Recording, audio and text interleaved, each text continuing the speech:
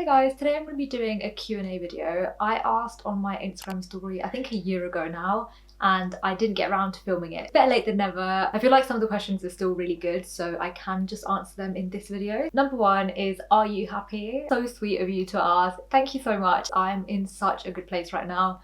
Super happy with everything. I'm very happy. I only have one exam left, so work-wise I don't feel stressed. Exams-wise I don't feel stressed. I've been going to the gym. I feel like I'm getting a bit of body, so that has also really helped me. I feel like I've got more free time as well, so it's just not as stressful, and yeah, life is just really good right now. The next question is, what is your biggest pet peeve? I have so many pet peeves. I think one of my biggest pet peeves is slow drivers. Oh my god. There are people that on a 30-mile road will drive at 20 miles per hour. You can go a little bit below it, but not 10 miles below the speed limit. Like, I just think that's a joke. Really can't stand slow drivers. I also have a lot of other small pet peeves, such as loud noises. I hate loud noises. It just scares me, and not a fan of like loud noises, loud parties, stuff like that.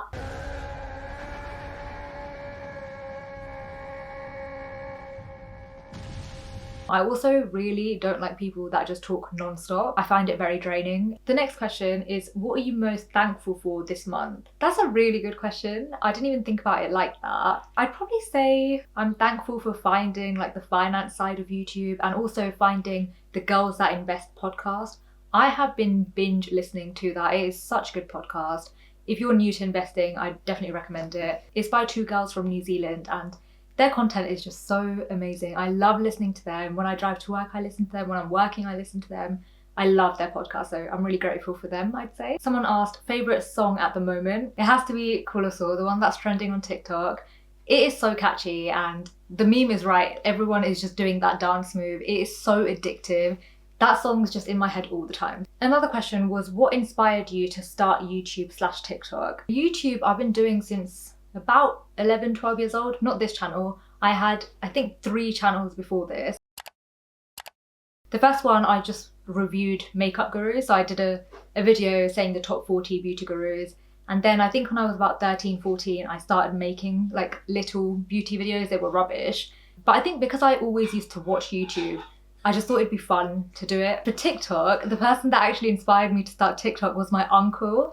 He was the one that during lockdown just was crazy about TikTok, and he introduced me to it. I started making videos, and yeah, I just got really into it, doing it a lot for a bit, and now I've kind of like calmed down a bit, but I do want to get back into TikTok because it is so fun, and it's so much easier to film TikToks than YouTube videos. The next one is, where do you see yourself in 10 years? Okay, in 10 years I'll be 35 years old. Definitely a mum, a wife. I'll probably have a house by then, hopefully. And yeah, just very settled in life. I feel like I'm going to be even more successful and happy in my 30s, especially career-wise as well. Obviously with age, you get your promotions and money and stuff like that. So yeah, I'm really looking forward to my 30s, even though it sounds scary being 30, but I feel like I'm gonna enjoy my 30s, and I'm so excited to be a mum. I love kids. The next one is, what camera do you use to film and take photos? For YouTube, I use the Canon EOS 200D. For TikTok, I just use my phone. It's an iPhone 13, so that is my go-to. My brother commented, opinions on feminism.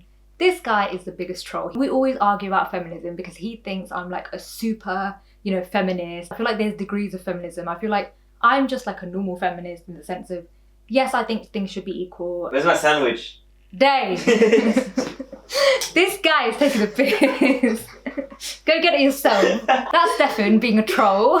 Andrew Tate has been a big discussion topic for us. We were thinking of starting a podcast together in the future, so let me know if you guys would like that. Would you guys listen to like half-an-hour episodes of me and Stefan just talking about random topics? I really want to start a podcast, and I feel like talking about stuff like Andrew Tate, controversial things, it's just fun. Yeah, we're just floating the idea, not 100% sure yet. Before someone asks about your relationship, if you were a guy, what kind of girl would you go for?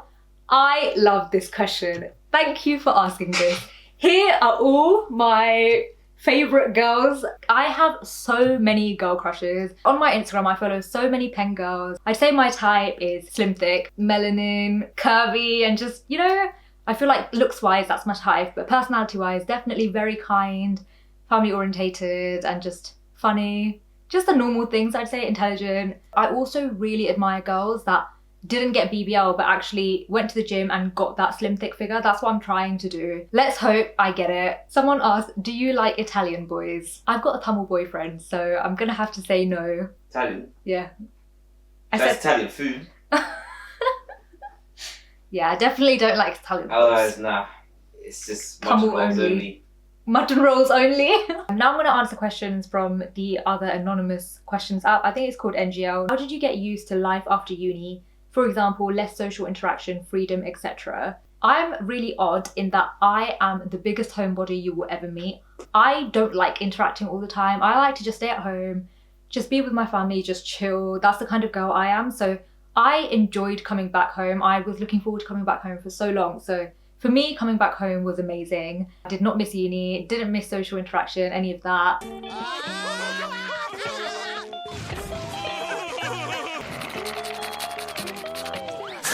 I think for me, it wasn't such a big adjustment because I don't have super strict parents, so luckily it was all good. Has your economics degree helped with your current job, and if so, how? Yeah, it just didn't help much. I did one module on financial accounting and that helped because it gave me the basic knowledge on financial accounting, balance sheets, all of that stuff. So that helped in my job. I feel like I learned more in my actual job than at uni.